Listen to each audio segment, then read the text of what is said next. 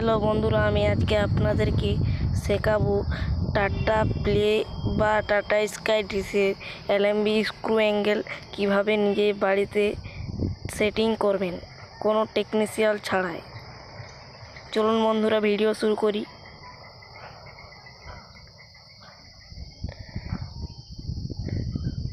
দেখুন, এই পয়েন্টে 0 আর এখানে 0 থাকলে আপনাদের এলএমবিতে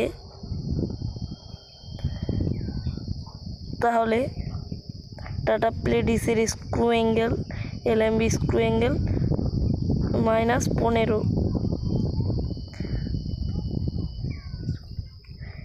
একটা জিনিস মাথায় রাখবেন, সব সময় এলএমবি স্ক্রু অ্যাঙ্গেল বাম হাত দিকে মাইনাস থাকে এবং ডান হাত দিকে প্লাস।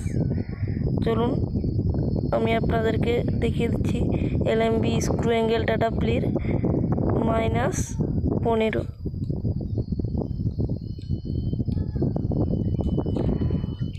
চলুন তাহলে, এই দেখুন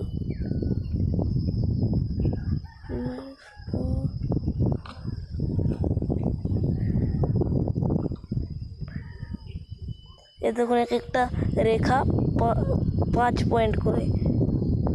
এ দেখুন 5, 10, 15 -15।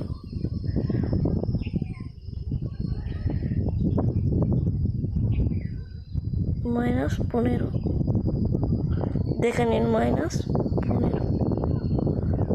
এই দেখুন 15। এই 0 সোজাসুজি রাখবেন -15, তাহলে এলএমবি স্ক্রু অ্যাঙ্গেল আপনাদের ঠিক হয়ে থাকবে। দেখুন চলুন কেমন হয় এলএমবি স্ক্রু অ্যাঙ্গেল খাটানোর পর আমি আপনাদেরকে দেখাচ্ছি।